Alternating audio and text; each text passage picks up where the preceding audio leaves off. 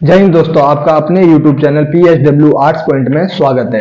तो आज हम पढ़ेंगे किसके बारे में, पॉलिटिकल थ्योरी के बारे में। इससे पहले हम बाकी चीज़ों को डिस्कस कर चुके हैं, जिसमें हमने उदारवाद लिबरलिज्म को डिस्कस करा, फिर मार्क्सवाद मार्क्सिज्म को डिस्कस करा। जो पहली यूनिट में एक क्वेश्चन और रह रहा है आपका, वो रहता है पॉलिटिकल थ्योरी, राजनीतिक सिद्धांत क्या और उसकी महत्वता को दर्शाइए, तो उसे हम अभी डिस्कस करेंगे। और सेकेंड यूनिट हमने पूरी कवर कर दी है, जिसमें इक्वलिटी पढ़ी हमने, उसके बाद में इक्वलिटी पढ़ी, लिबर्टी पढ़ी, फिर जस्टिस और राइट्स, वो जो चार कॉन्सेप्ट थे हमने वो पूरे क्लियर कर दिए। उसके बाद में अब है पॉलिटिकल थ्योरी, जो एक क्वेश्चन बच रहा था, मैं उसे द्वारा कवर करता हूं एक बार पूरी तरीके से। तो राजनीतिक सिद्धांत क्या है और इसकी महत्वता को दर्शाइए। तो इसमें सबसे पहले आपको जो आंसर अटेम्प्ट करना है, उसमें सबसे पहले बताना है क्या आपको, राजनीति क्या है। राजनीति क्या है, जो सबसे पहली चीज बतानी है वो आपको ये बतानी है। तो राजनीति क्या होती है, जैसा शब्द से पता लग रहा है, राजनीति, राज करने की नीति को ही हम राजनीति कहते हैं। चाहे वो परिवार के अंदर हो, चाहे फिर वो किसी देश के अंदर हो, चाहे फिर किसी क्षेत्र के अंदर हो, चाहे फिर समाज के अंदर हो। आपने देखा परिवार में भी दो बहुओं के बीच में आपस में लड़ाई होती रहती है कि हाँ चाबी किसके पास रहेगी, तिजोरी की, और जबकि उस तिजोरी में ज्यादा कुछ होता नहीं है। बट होता क्या है, दोनों के बीच में राज करने की नीति होती है, उनके अंदर भी वो नीतियां नए नए हथकंडे अपनाती रहती हैं सासू माँ को खुश करने के लिए। ऐसे ही क्लास में मॉनिटर है, मॉनिटर को लेकर लड़ाई होती रहती है कि हाँ मॉनिटर कौन बनेगा, या फिर एक प्रेसिडेंट के लिए इलेक्शन होता है जो कॉलेज के अंदर, वो देख लो, चाहे फिर एक क्षेत्र के अंदर एक प्रधान का चुनाव हो गया। तो कहीं पर भी जो चुनने के लिए, मतलब अपने आप को एक राजनीति में राज करने के लिए एक जो नीति अपनाई जाती है उसे हम राजनीति कहते हैं। ना कि सिर्फ ये कि हाँ कहीं तुम सोचो कि राजनेताओं की जो नीति होती है उसी को हम राजनीति कहते हैं, ऐसा कुछ नहीं है। कहीं तुम चुनाव से ही संबंधित चीजों को समझ जाओ, ऐसा नहीं है। राजनीति का अर्थ होता है राज करने की नीति को हम राजनीति कहते हैं। तो राजनीतिक सिद्धांत क्या, अब सिद्धांत क्या होता है दूसरा तुम ये डिस्क्राइब करोगे, सिद्धांत क्या होता है, सिद्धांत का क्या अर्थ है, सिद्धांत क्या होता है। सिद्धांत राजनीति को समझने के लिए जिस प्रक्रिया का इस्तेमाल किया जाता है उसे हम सिद्धांत कहते हैं। किसी भी चीज को कहा जाए तो सिर्फ राजनीति नहीं, किसी भी चीज को समझने की जो प्रक्रिया होती है, उसको समझने का जो एक पैमाना होता है उसे हम राजनीतिक सिद्धांत के तौर पर देखते हैं। मतलब इसमें राजनीतिक सिद्धांत दिया गया, तो राजनीति को समझने के लिए जिस प्रक्रिया का इस्तेमाल किया गया उसे हम राजनीतिक सिद्धांत कहते हैं। तो ये बताओगे आप इसके अंदर, ओके। तो राजनीतिक सिद्धांत क्या है, राजनीति को समझने के लिए जिस चीज का सहारा लिया गया है या जिसके माध्यम से राजनीति को समझा जाता है उस प्रक्रिया को हम राजनीतिक सिद्धांत कहते हैं। उसके बाद में बताओगे आप राजनीतिक सिद्धांत की विषय वस्तु क्या है। राजनीतिक सिद्धांत की विषय वस्तु क्या है, राजनीतिक सिद्धांत की विषय वस्तु।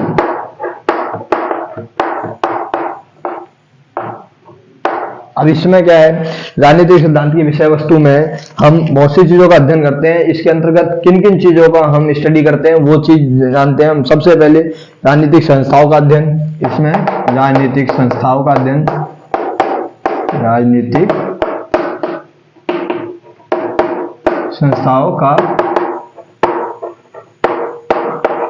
तो राजनीतिक सिद्धांत के अंतर्गत राजनीतिक संस्थाएं जितनी भी होती हैं, चाहे वो कार्यपालिका हो, न्यायपालिका हो, विधायिका हो, फिर नौकरशाही हो, या फिर बाकी संस्थाएं हैं, चाहे नीति आयोग, कोई भी संस्थाएं जो राजनीति से संबंधित है उनका अध्ययन जो है इसके अंतर्गत किया जाता है। राजनीतिक सिद्धांत के अंतर्गत उनका किस तरीके से समाधान किया जा सकता है, कौन सी नीतियां अपनाई जा सकती हैं, समाज को किस तरीके से विकसित करना है, उसके लिए सारी जो नीतियां अपनाई जाती हैं वो राजनीतिक सिद्धांत के अंतर्गत ही उनको स्टडी किया जाता है। विभिन्न दार्शनिक अपने अपने विचार रखते हैं। राजनीतिक सिद्धांत का मतलब ये है कि अनेक विचारधाराओं के द्वारा इन चीजों को समझने के लिए अपने अपने विचारधारा को देखा जाता है। जैसे उदारवाद के अनुसार क्या है समाज है, और मार्क्सवाद के अनुसार क्या है समाज, या फिर नाजीवाद के अनुसार क्या है, या हम कहें नारीवाद के अनुसार क्या है, पर्यावरणवादियों के अनुसार क्या है। तो ये जो है राजनीतिक सिद्धांत के अंतर्गत अलग अलग विचारधाराओं के द्वारा अलग अलग अपनी अपनी विचारधारा के अकॉर्डिंग अपनी डेफिनेशन दी जाती है।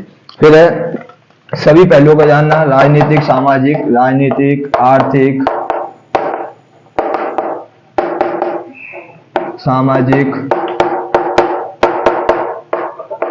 पहलू,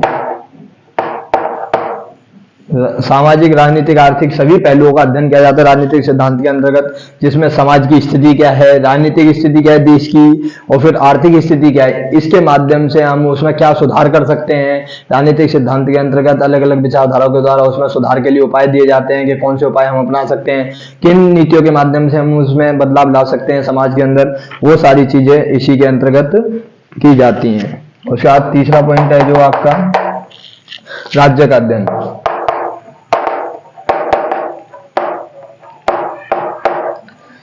राज्य का अध्ययन, तो राजनीति सिद्धांत के अंतर्गत राज्य किस तरीके कार्य करेगा, राज्य का भी अध्ययन किया जाता है कि स्टेट का क्या वर्क है, स्टेट पे क्या लिमिटेशंस हैं, स्टेट किस तरीके से इंडिविजुअल का डेवलपमेंट कर सकता है या फिर कहीं एक समाज का किस तरीके से विकास कर सकता है, उसमें राज्य की भूमिका को वो करा जाता है। चौथा, सरकार का अध्ययन,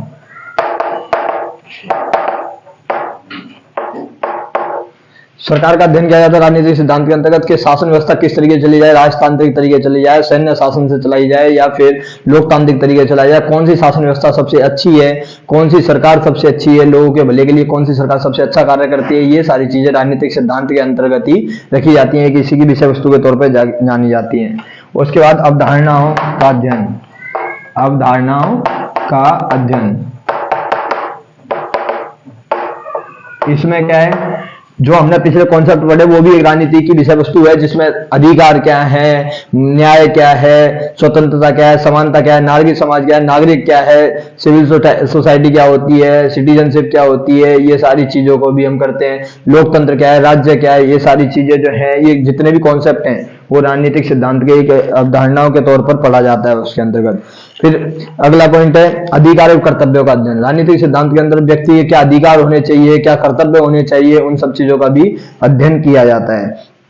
अब फिर बाद में जानते हैं राजनीतिक सिद्धांत का महत्व क्या है, जो अगले वो है उसके अंतर्गत क्या जानते हैं हम, राजनीतिक सिद्धांतों का महत्व क्या है,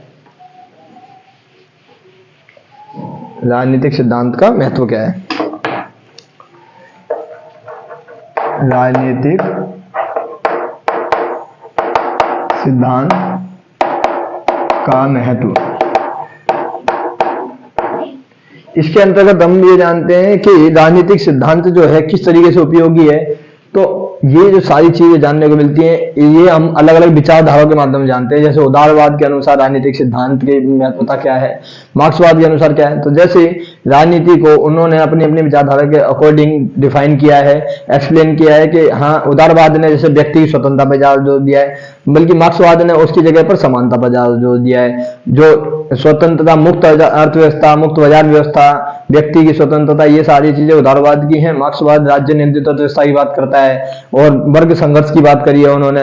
तो ये जो सारी चीजें हैं ये राजनीतिक सिद्धांत के अंतर्गत हम स्टडी करते हैं। राजनीतिक सिद्धांत का महत्व क्या है, किसी भी देश की शासन व्यवस्था को सही तरीके से समझने के लिए हमारे को राजनीतिक सिद्धांत की आवश्यकता होती है। बिना राजनीतिक सिद्धांत के हम किसी भी देश की शासन व्यवस्था को सही तरीके से नहीं समझ सकते और किसी समाज में किस तरीके की व्यवस्था है उसको नहीं समझ सकते। राज्य के क्या कार्य हैं, अधिकार क्या हैं, लोगों के कर्तव्य क्या हैं, ये सारी चीजों को हम राजनीतिक सिद्धांत के आधार पर ही समझ सकते हैं। इसलिए राजनीतिक सिद्धांत का एक देश के शासन व्यवस्था को समझने के लिए बहुत महत्व माना जाता है। इसकी प्रासंगिकता बहुत ही बहुमूल्य है। उसके बाद में राजनीतिक सिद्धांत और अन्य विषय, राजनीतिक सिद्धांत और अन्य विषय, राजनीतिक सिद्धांत और अन्य विषय।